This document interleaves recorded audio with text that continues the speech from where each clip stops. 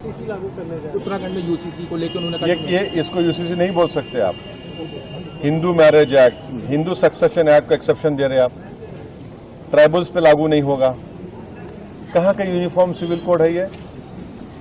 आप सिर्फ मुसलमानों को उनके मजहबी तरीके से शादी या डिवोर्स या फिर जायदाद का बंटवारा उसको रोक रहे हैं।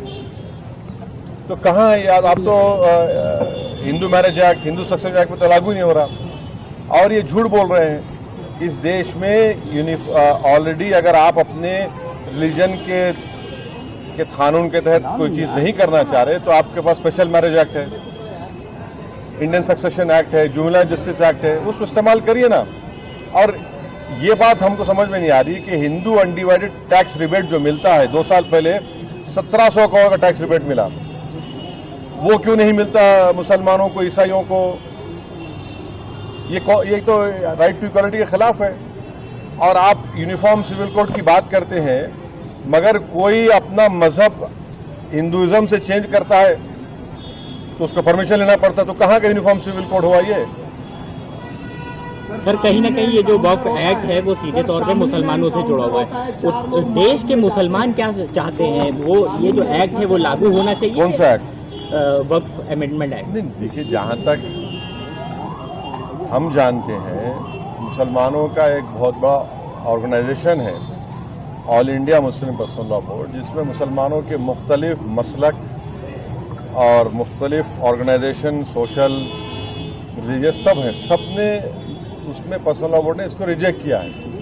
और सब ये कह रहे हैं कि 2013 का जो कानून है वो बेहतर है, जो प्रिंसिपल एक्ट है। आज आप कोई कानून ला रहे हैं तो वक्फ की जायदाद को बचाने के लिए नहीं, वक्फ की जायदाद को बर्बाद करने के लिए ला रहे हैं। आप बताइए कि वक्फ बोर्ड में नॉन मुस्लिम मेंबर कैसे होगा? उत्तर प्रदेश में काशी विश्वनाथ बोर्ड है, क्या कोई नॉन हिंदू मेंबर बन सकता है? नहीं बन सकता है। आप कह रहे हैं कि अगर कोई मुसलमान जो 5 साल तक इस्लाम फॉलो करेगा वही प्रॉपर्टी वक्फ को दे सकता है, माने फिर वो 5 साल तक किसी और धर्म के स्थान को दे सकता है प्रॉपर्टी, मगर मुसलमान को, मस्जिद को या दरगाह को नहीं दे सकता।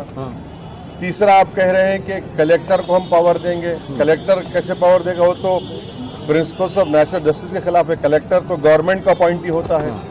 हाँ। चौथा, आप कह रहे हैं कि वक्फ बाय यूजर खत्म कर देंगे। वक्फ बाय यूजर तो अगर खत्म होगा तो फिर उत्तर प्रदेश में 95% वक्फ प्रॉपर्टीज वक्फ बाय यूजर, उसका क्या होगा? तो सर ये सुन तो लीजिए। फिर आप कह रहे हैं कि कोई भी जाकर कलेक्टर को कंप्लेन कर दे कि भाई ये फुला मस्जिद नहीं है, तो कलेक्टर जैसा उसमें इंक्वायरी ऑर्डर करेंगे, जब तक इंक्वायरी कंप्लीट नहीं होती वो मस्जिद नहीं रहेगी।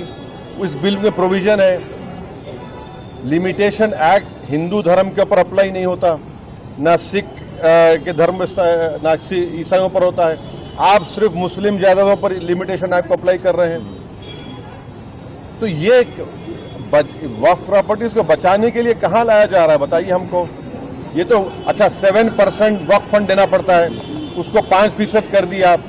तो ऑल इन ऑल ये वक्फ को बर्बाद करने के लिए, वक्फ की जायदादों को लूटने के लिए इस तरह का मोदी सरकार कानून लाने की कोशिश कर रही है। तो सर इतनी सब बातों के बाद भी अगर ये एक्ट आ जाता है तो उसके बाद आप लोग क्या करने वाले हैं? देखिए आगे क्या होता है।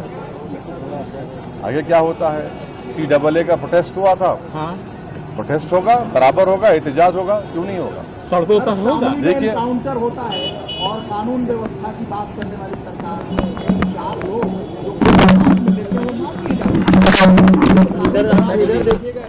ये तो कानून की राज है। ये देखिए जो रूल ऑफ लॉ की बात संविधान करता है, रूल बाय गन का मामला है। ये कोर्ट किस लिए है, पब्लिक प्रोसिक्यूटर किस लिए है, BNS किस लिए है? अगर ये सब अगर आप सिर्फ गन से इंसाफ को समझते हैं तो फिर इसकी जरूरत ही नहीं।